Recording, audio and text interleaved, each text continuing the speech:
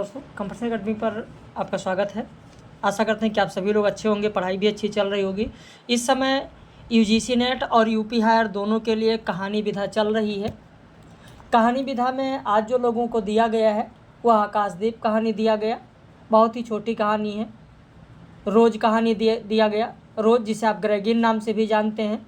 एक टोकरी भर मिट्टी कहानी दिया गया। तो ये कहानियाँ दी गई हैं, जिनमें से एक टोकरी भर मिट्टी कहानी पर आज हम लोग यहाँ पर चर्चा करने जा रहे हैं। एक टोकरी भर मिट्टी कहानी माधवराव सप्रे की है। अगर आप चैनल पर नए हैं तो चैनल को सब्सक्राइब कर लीजिए। दूसरी चीज़ ये भी आपको बता दें कि आज 4 अगस्त है। मैंने लोगों को बताया भी है, नोटिस भी दिया है कि 4 और 5 अगस्त 2 दिन शुल्क में विशेष छूट रहेगा। अगर कोई जुड़ना चाहे तो जुड़ सकता है। इस नंबर पर वो फ़ोन करके व्हाट्सएप करके फ़ीस की जानकारी ले सकते हैं कि क्या छूट चल रही है। 4 और 5 तारीख ये 2 दिन शुल्क में छूट रहेगा और उसके बाद फिर छूट समाप्त हो जाएगा। तो अगर आप जुड़ना चाहते हैं तो इस नंबर पर आप संपर्क कर सकते हैं। तो आइए शुरू करते हैं एक टोकरी भर मिट्टी कहानी। सबसे पहले बात करेंगे माधवराव सप्रे की। माधवराव सप्रे का जन्म 19 जून 1971 को हुआ और देहांत 23 अप्रैल 1926 को हुआ। ये मध्य भारत में पत्रकारिता के जनक माने जाते थे। 1900 में इन्होंने छत्तीसगढ़ मित्र नामक पत्रिका निकाली। इसी से मध्य भारत में हिंदी पत्रकारिता की शुरुआत हुई। भले ही ये छत्तीसगढ़ मित्र पत्रिका निकाली गई थी, लेकिन क्या आप लोगों को पता है कि यह पत्रिका कितने वर्षों तक चलती रही? अगर नहीं पता है तो ज़रूर लिख लें। 1902 ईस्वी तक। 1900 में प्रारंभ की गई और 1902 में यह पत्रिका बंद हो गई। ध्यान रखिएगा, कॉपी पेन लेकर बैठा करें। जब लेक्चर देखने बैठे मैं बार बार इस चीज़ को समझाता हूं कि इस पर आप लोग ज़रूर ध्यान रखें कि पीडीएफ में कई सारी चीज़ें नहीं होती हैं, समझाई जाती हैं, उसे लिखते चलें। तो ये छत्तीसगढ़ मित्र पत्रिका 1902 ईस्वी में बंद हो गई। इन्होंने बाल गंगाधर तिलक के मराठा केसरी को यहाँ हिंदी केसरी के रूप में छापना प्रारंभ किया जब छत्तीसगढ़ मित्र पत्रिका बंद हो गई। यहाँ पर एक चीज़ और आपको बताना चाहेंगे कि माधवराव सप्रे के प्रेरणा स्रोत में एक मराठी लेखक थे, विष्णु शास्त्री चिपलूणकर और बाल गंगाधर तिलक। ये 2 लोग इनके प्रेरणा स्रोत थे। प्रेरणा स्रोत में भी कभी कभी पूछा जा सकता है, तो इसलिए लिख लें। एक प्रेरणा स्रोत में थे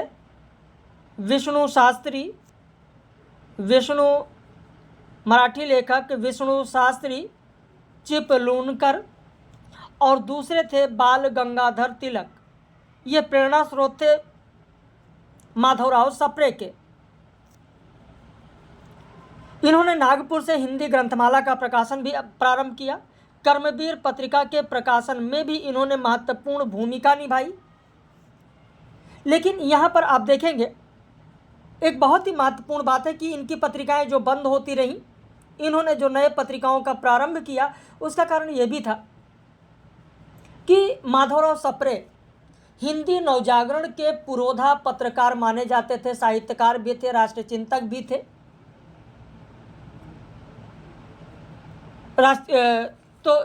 राष्ट्रचिंतक भी थे। आप यह भी देखेंगे कि माधवराव सप्रे को जेल भी होता है। इनकी एक किताब है वो भी बंद होती है, अभी आगे उसकी चर्चा हम लोग करेंगे। तो इन्होंने अनेक नामों से भी लिखना शुरू किया। केवल ये माधवराव सप्रे के नाम से ही नहीं लिखते थे। किन किन नामों से लिखते थे आप लिख लीजिए। माधवराव सप्रे के नाम से लिखते थे। त्रिविक्रम, माधवराव सप्रे के अलावा ये त्रिविक्रम शर्मा के नाम से भी लिखते थे।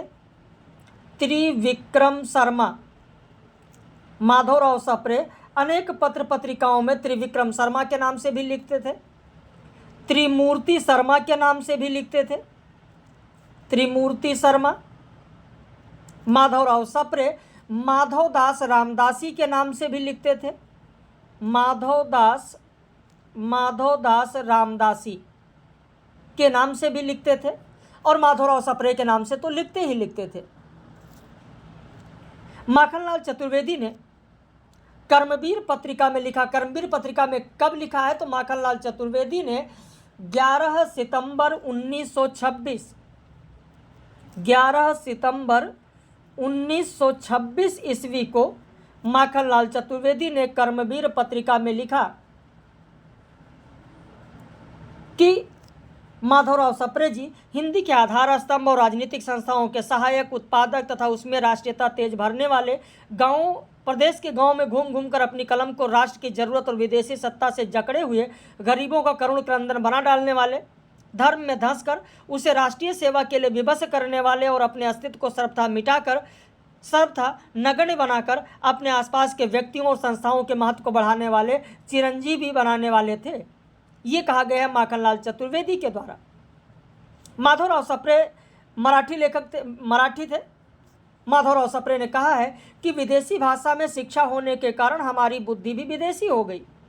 जिस शिक्षा में स्वाभिमान की वृत्ति जागृत नहीं होती वो शिक्षा किसी काम का नहीं। मैं महाराष्ट्री हूँ, टाइपिंग मिस्टेक है, सही कर लीजिएगा। मैं महाराष्ट्री हूँ, पर हिंदी के विषय में मुझे उतना ही अभिमान है जितना किसी हिंदी भाषी को हो सकता है। तो ये माधवराव सप्रे ने कहा। जब 22 अगस्त 1908 ईस्वी को माधवराव सप्रे को गिरफ्तार कर लिया गया था, तो स्वदेशी आंदोलन और बायकॉट इनकी एक पुस्तक थी। लिख लीजिए एक पुस्तक का नाम, स्वदेशी आंदोलन और बायकॉट पुस्तक। उस पर प्रतिबंध लगा दिया था। और जब इन पुस्तक पर प्रतिबंध लगा तो फिर उन्होंने सरकार से बचने के लिए अनेक नामों से लिखना शुरू कर दिया। वो नाम मैंने बताया, त्रिविक्रम शर्मा, त्रिमूर्ति शर्मा, माधवदास रामदासी, माधवराव सप्रे, इन सब नामों से लिखना शुरू कर दिया।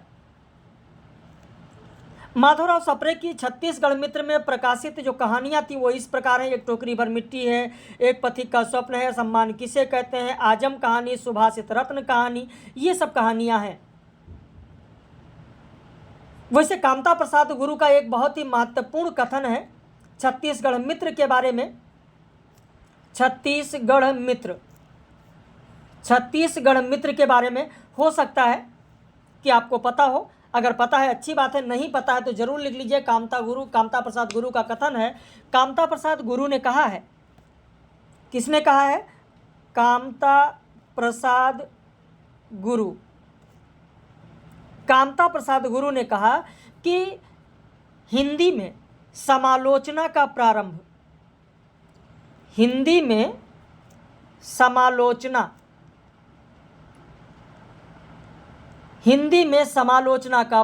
और प्रचार छत्तीसगढ़ मित्र ने ही किया।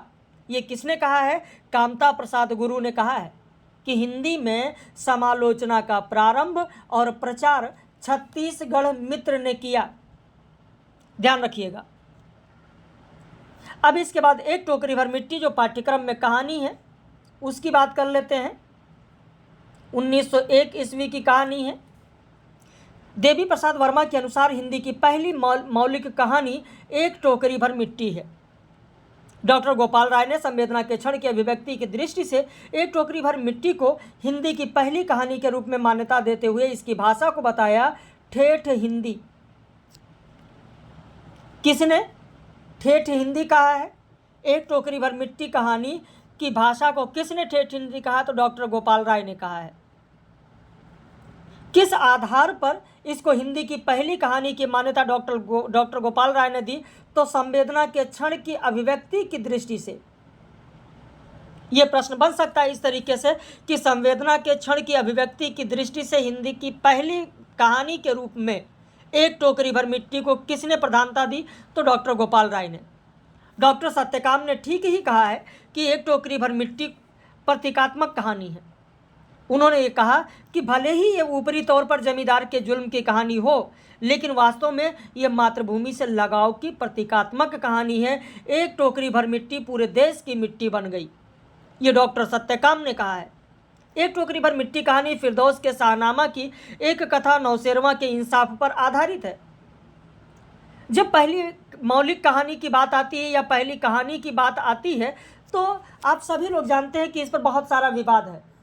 वैसे हिंदी कहानी के आविर्भाव की दृष्टि से 1900 ईस्वी में जो प्रकाशित सरस्वती पत्रिका थी, उसकी भूमिका विशेष रूप से उल्लेखनीय है।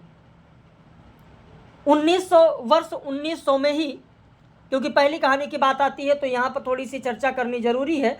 1900 ईस्वी में ही जून में सरस्वती पत्रिका में किशोरीलाल गोस्वामी की कहानी इंदुमती छपी थी, इंदुमती प्रकाशित हुई।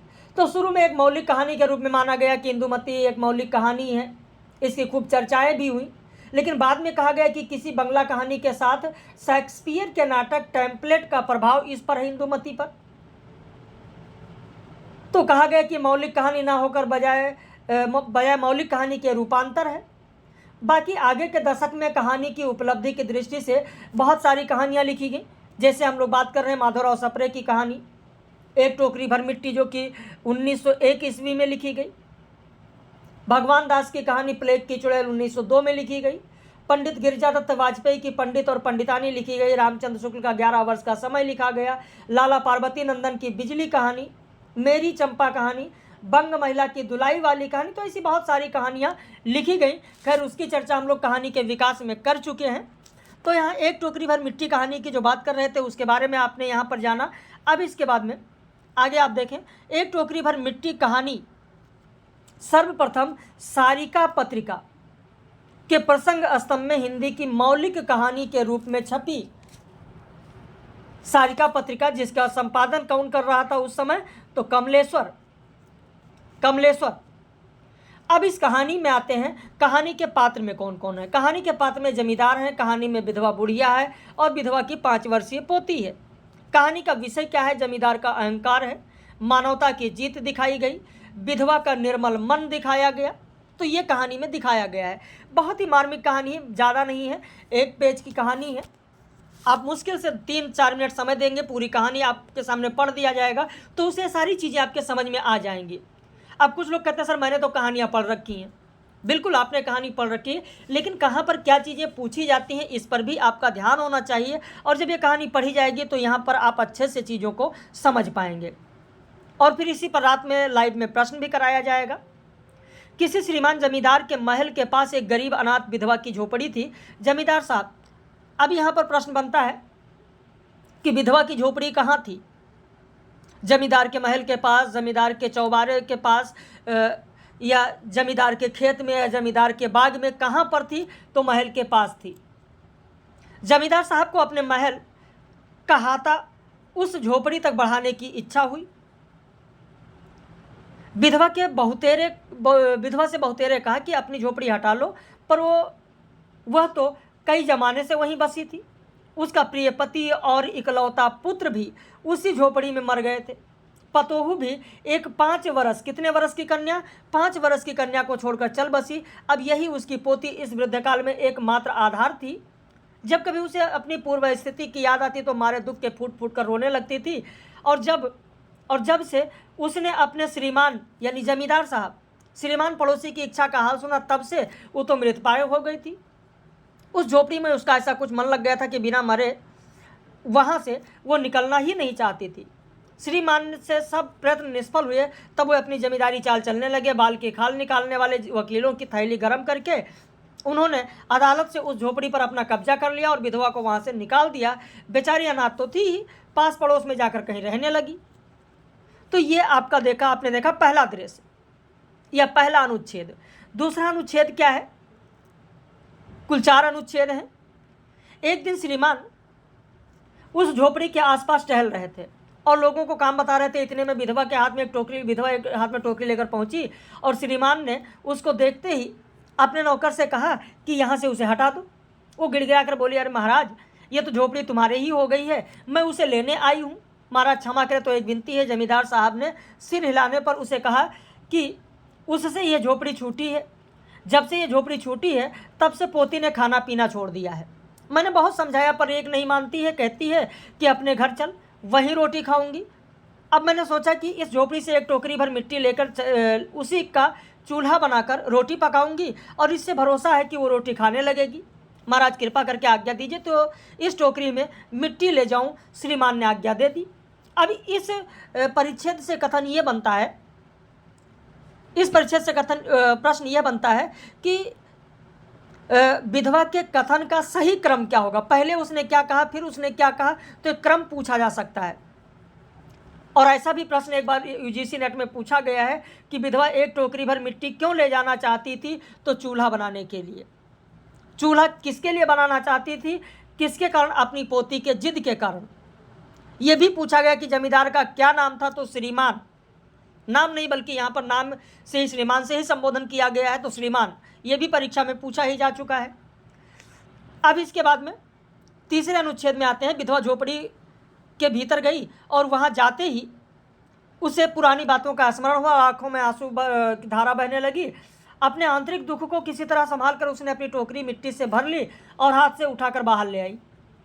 फिर हाथ जोड़कर श्रीमान से यानी जमींदार से प्रार्थना करने लगी, महाराज कृपा करके इस टोकरी में जरा हाथ लगाए जिससे मैं उसे अपने सिर पर धर लूँ। जमींदार साहब पहले तो बहुत नाराज हुए, पर जब वो बराबर हाथ जोड़ने लगे और पैरों पर गिरने लगी तो उनके मन में कुछ दया आ गई और किसी नौकर से ना कहकर स्वयं टोकरी उठाने को आगे बढ़े। जब ही टोकरी को हाथ लगाकर ऊपर उठाने लगे तो देखा कि यह काम उनकी शक्ति से बाहर है।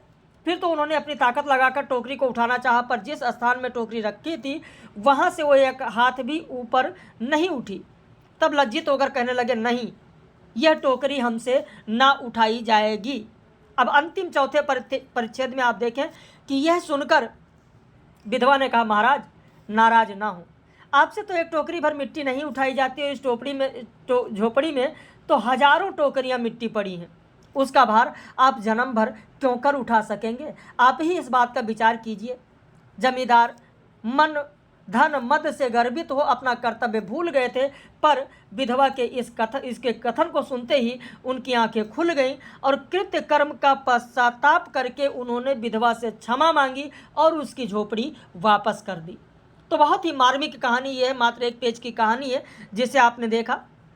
अब अपनी प्रतिक्रिया आप व्यक्त कीजिएगा कि आपको यह कहानी कैसी लगी, जो तथ्य आपको दिए गए कैसे लगे, माधवराव सप्रे के बारे में बताया गया जानकारी कैसी लगी। और आज 4 अगस्त और कल 5 अगस्त को शुल्क में छूट रहेगा।